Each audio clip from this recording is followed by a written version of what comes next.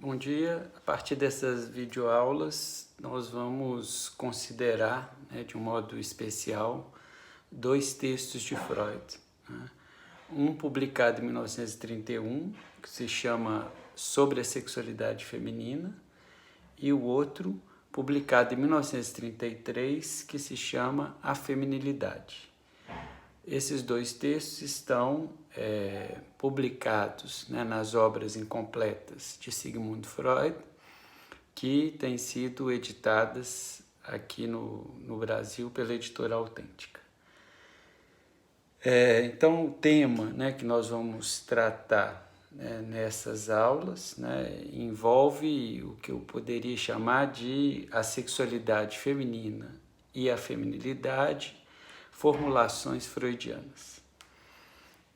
Então, de início, eu vou fazer uma localização histórica em relação a esses dois textos e a esse tema, e já adianto que ao longo dessas aulas também, como vem acontecendo, eu vou me referir a certos referenciais lacanianos, ainda que o meu foco são realmente os textos de Freud e as formulações de Freud sobre a sexualidade feminina e a feminilidade. Então, a gente pode considerar, do ponto de vista dessa localização histórica, que o tema da sexualidade feminina e da feminilidade, embora já abordado por Freud em outros textos, que a gente também já viu aqui,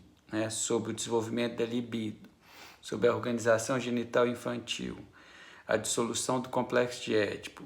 e as consequências psíquicas da diferença anatômica entre os sexos, ou seja, esses trabalhos que Freud publicou entre 1916 e 1925,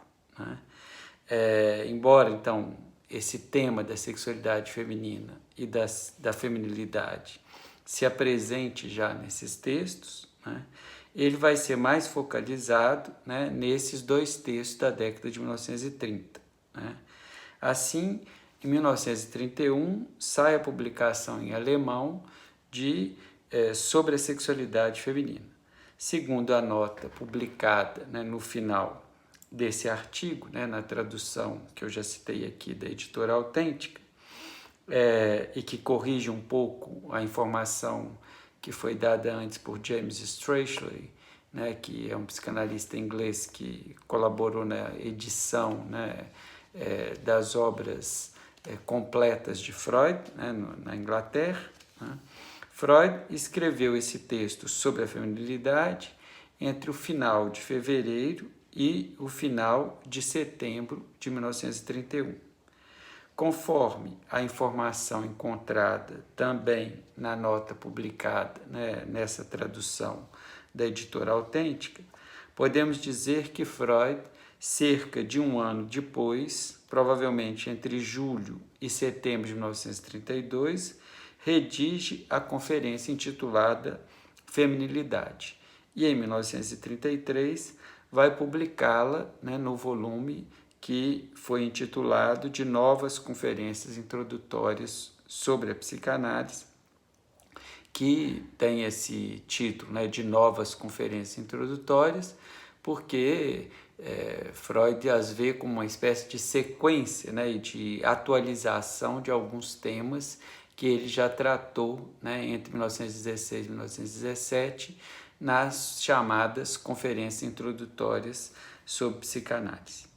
Segundo essa nota publicada pela Editora Autêntica no final das novas conferências introdutórias, dessa nova conferência, mais especificamente, que é sobre a feminilidade, Freud vai adotar nesse texto um tom mais didático do que ele havia adotado no texto da sexualidade feminina. Mas ele introduz, com relação a esse primeiro texto de 1931, sobre a sexualidade feminina, algumas novidades em relação a esse primeiro texto. Além disso, tanto o texto de 1931 quanto à conferência publicada em 1933, retomam, né, em grande parte, mas também fazendo algumas considerações novas, elaborações já apresentadas em 1925 no texto Algumas Consequências Psíquicas da Distinção Anatômica entre os Sexos. Desde o final desse texto, 1925, e mais especificamente no último parágrafo, né, Freud alude, né, no último parágrafo desse texto, 1925, né, algumas consequências psíquicas da distinção anatômica entre os sexos. Freud vai fazer alusão a artigos de Karl Abraham, né, um artigo de 1921, intitulado Manifestações do Complexo de Castração na Mulher, a um artigo de Karen Horney, publicado em 1923 e intitulado Sobre a Gênese do Complexo de Castração nas Mulheres, e também a um artigo de uma outra analista chamada Helene Deutsch, intitulado Psicanálise das Funções Sexuais Femininas, publicado em 1925. Né? Então, Freud retoma, né, os artigos, né, nesse último parágrafo, esses artigos publicados, né, por outros analistas, né, na verdade, duas mulheres, né, Horney e Deutsch, e um homem, Abraham, e ele vai, né, nesse último parágrafo do texto de 1925, né, reconhecer o valor das contribuições desses autores, né, mas ele vai sustentar, né, que nesses trabalhos, né, e aqui eu estou citando, abre aspas, muito pouca coisa, né, aliás, muita coisa toca de perto na sua apresentação, fecha aspas, mas ao mesmo tempo ele demarca, né, as suas considerações, a sua diferença, né, em relação às suas próprias considerações, talvez por isso eu fiz o ato falho, né, de dizer que era muito pouca coisa, né? Então Freud disse que, retomando aí, que muita coisa toca de perto, né, no que concerne a sua apresentação, né, as elaborações de Abraham, Horney e Deutsch, né, mas, ao mesmo tempo, ele demarca a sua diferença, né, quando sustenta, né, que nos trabalhos desses analistas não há, e aí abre aspas, nada que coincida completamente, fecha aspas, com suas propostas. Né? Então, o texto de 1925, na página 271 da edição autêntica.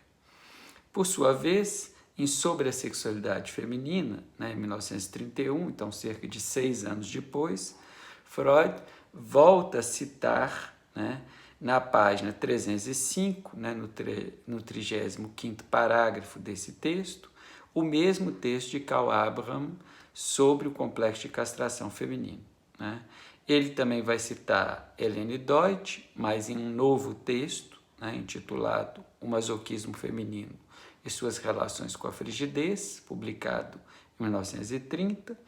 e também ele vai citar Karen Horney, né, num outro texto, num novo texto, intitulado Fuga da Feminilidade, publicado em 1926.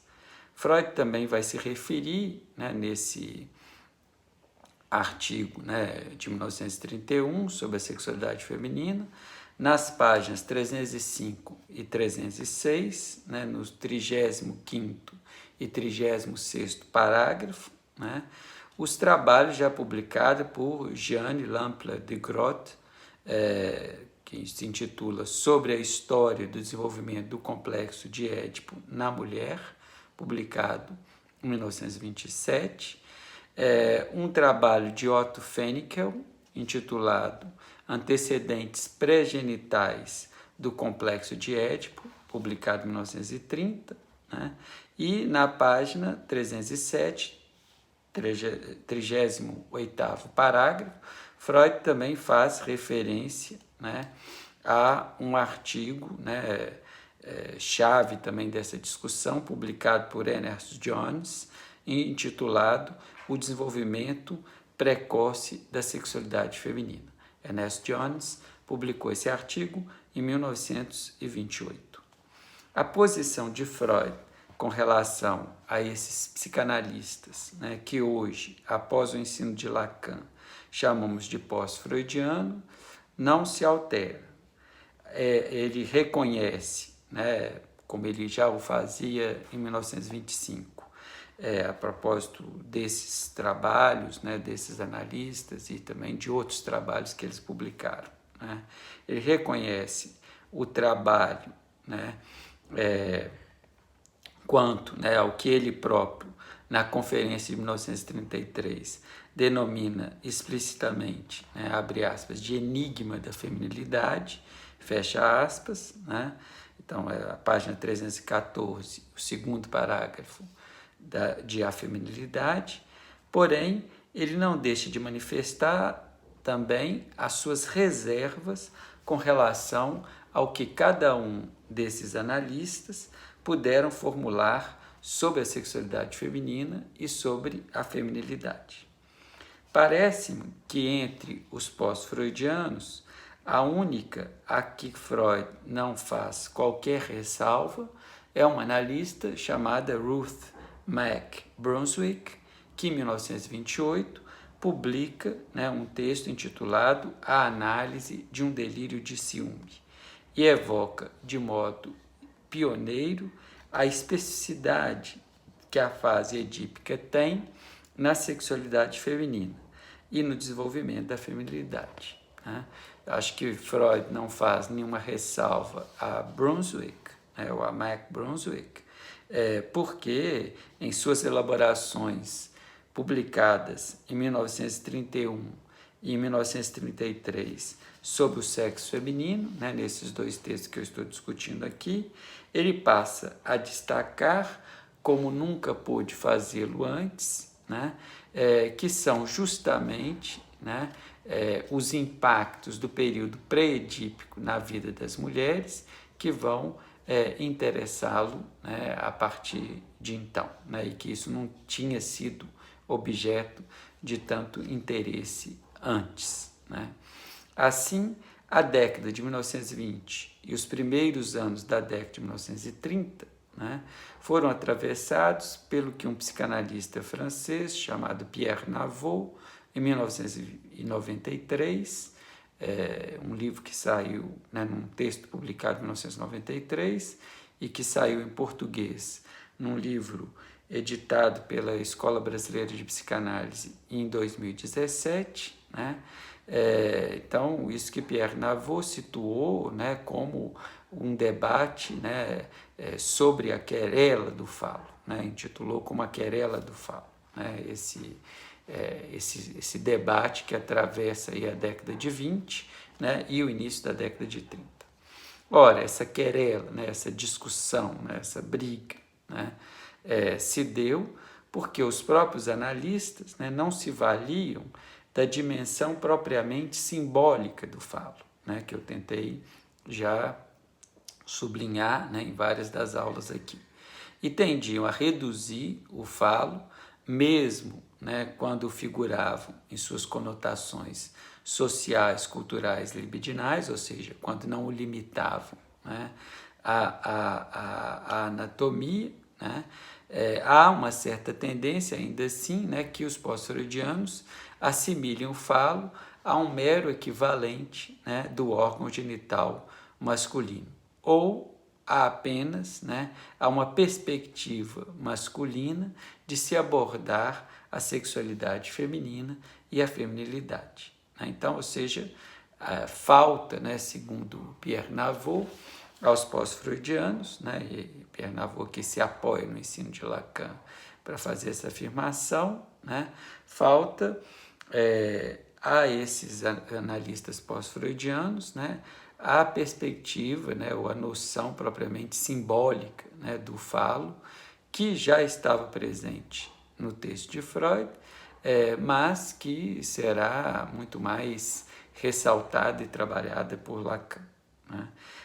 Então, a apresentação do falo, né, como o que extrapola a anatomia, né,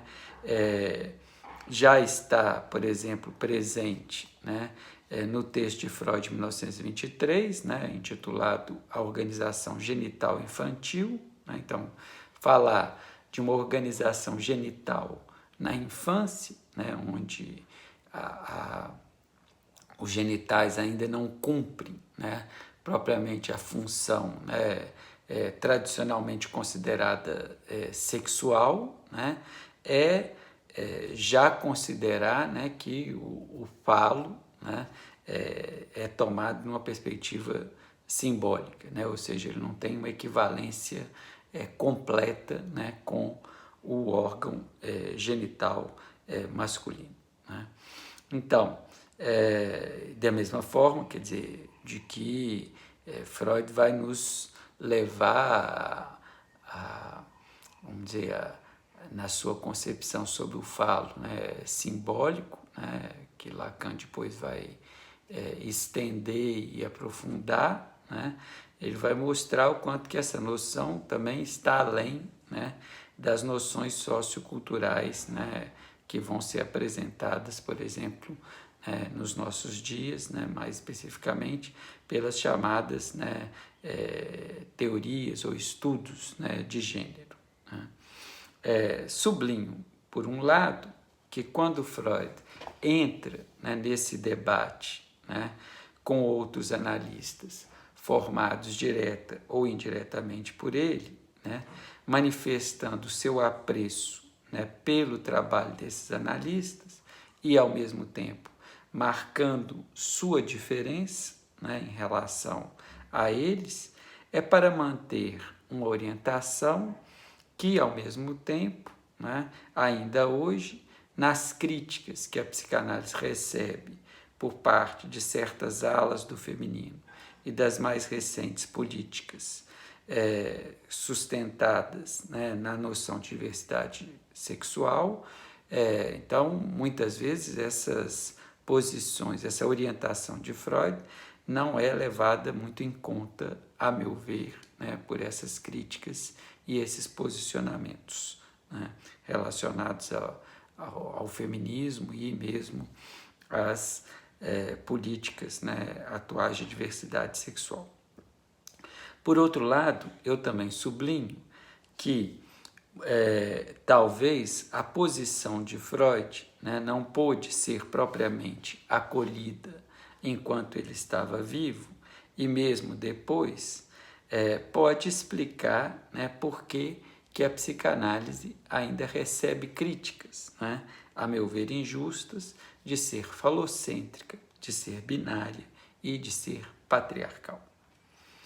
É certo que depois de Freud, o ensino de Lacan vai retornar à sua orientação e, ao mesmo tempo, vai avançar no que concerne à temática da diferença sexual e, de modo especial, né, sobre a feminilidade e a sexualidade feminina.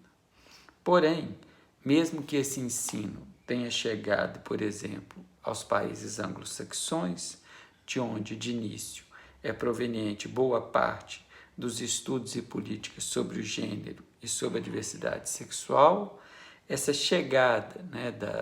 do ensino de Lacan a esses países anglo-saxões,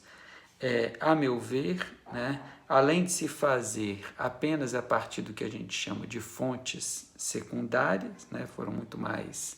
leitores, né, de Lacan que transmitiram algo do ensino de Lacan nesses países, né, não foi exatamente os textos de Lacan, ou a presença de Lacan, ou os seminários de Lacan, que são tomados como referência, né? Eles já são tomados, esses trabalhos de Lacan já são tomados, né, a partir de uma leitura, né, que foi feita deles por outros analistas. Né? Então, isso não deixa de ser um problema, né, porque não é ao Lacan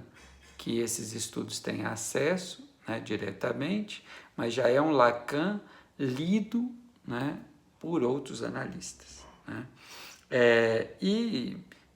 além disso, né, desse problema relacionado ao que a gente chama, né, fontes secundárias, né, e os problemas que elas levantam, né, quando elas se tornam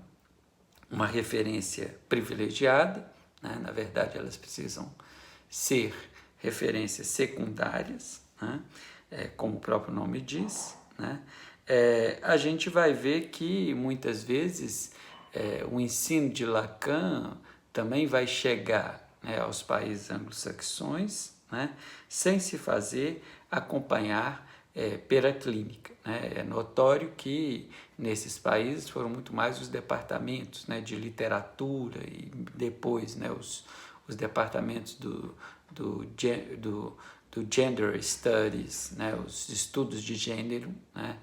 os Cultural Studies, né, os estudos culturais que abrigaram, né, as formulações lacanianas, né, e que muitas vezes esse abrigo, né, não levou em conta, né, aquilo que é muito importante, né, que são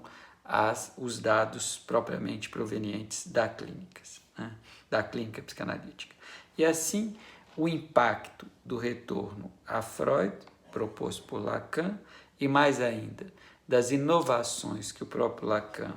introduz na psicanálise, muitas vezes, né, não se fizeram notar em várias das discussões, inclusive as atuais, sobre gênero e diversidade sexual, né, inclusive quando eles citam e criticam, né, quando essas elaborações citam e criticam, né, a psicanálise e até o próprio ensino de Lacan.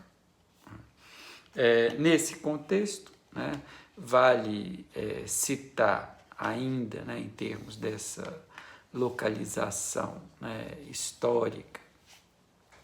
do tema, né, da sexualidade feminina e da feminilidade, né, nesses dois textos de Freud, como que o Freud se vale, né, do que eu chamei de fontes clínicas, né, e da função da transferência. Né? Então, tanto no texto de 1931 quanto no texto de 1933, né, é da clínica psicanalítica que Freud extrai as suas observações. Seja essa clínica praticada por ele mesmo, né, ou por seus colegas, ou por suas colegas psicanalistas. Portanto, mesmo se ele já discorda de um modo ou de outro, né, das elaborações dos pós-freudianos e das pós-freudianas, né, tampouco ele deixa de utilizar dados clínicos, né, que essas elaborações lhe proporcionam. Né. Sobre essa utilização, sublinho o que Freud, em A Sexualidade Feminina, texto de 1931, página 286, sétimo parágrafo, apresenta sob sua própria clínica e as práticas de analistas femininas como Jeanne Lample de Groot e Helene Deutsch. Né? Então, abre aspas, citação. Talvez as mulheres em análise comigo podiam se aferrar à ligação com o pai. Fecha aspas. E, abre aspas, as analistas mulheres, né, um parênteses, né, como Groth e Deutsch, né, puderam perceber de maneira mais clara, fecha aspas, a forte presença libidinal pré-edípica da mãe na vida das mulheres, abre aspas, porque as pessoas em tratamento com elas tiveram o auxílio da transferência sob um substituto adequado da mãe, fecha aspas. Em outros termos, Freud considera, né, que como homem, ele pôde se apresentar para mulheres que analisou, mas como um substituto paterno. Né? E por isso, a importância da vida pré-edípica no desenvolvimento libidinal das mulheres se tornou mais clara, né, por essa transferência, né, de analisantes femininas com suas analistas, né, que, por sua vez, por serem mulheres, foram tomadas como substitutas da mãe. Assim, o que as analisantes mulheres revelaram para as analistas mulheres, né, o que as pacientes, né, revelaram para as suas analistas, né, trouxe para Freud dados sobre a sexualidade feminina que, pelo menos na sua época, como um analista homem, não lhe eram tão facilmente acessíveis. Porém, considero que ao trabalhar, né, sobre esses dados novos, né, provenientes da clínica das mulheres com mulheres, e nos comunicar suas elaborações, Freud nos permite ir além desse tipo de partição sexual que pode se apresentar também na transferência analítica, né, ou seja, na relação do paciente, né, ou da paciente com o seu analista ou com sua analista. Por que Freud pode nos permitir ir além? Porque através de seus trabalhos sobre a sexualidade feminina e a feminilidade, mesmo os analistas homens poderão se valer do que as analisantes mulheres tendiam a revelar mais para as analistas que para os analistas. Além disso, as elaborações de Freud me permitem afirmar que mesmo se algumas analistas contemporâneas suas tiveram acesso, digamos, privilegiado a dados sobre a importância do período pré-edípico para as mulheres,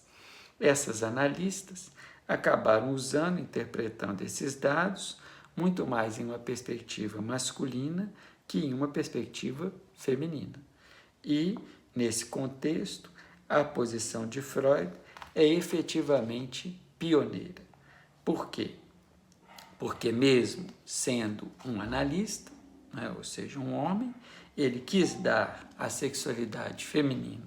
e à feminilidade as particularidades que lhes são devidas. E com isso eu finalizo, né, essa primeira parte, né, do tema a sexualidade feminina e sobre a feminilidade, desenvolvida a partir desses dois textos, né, que Freud publica, né, respectivamente em 1931 e 1933. Muito obrigado.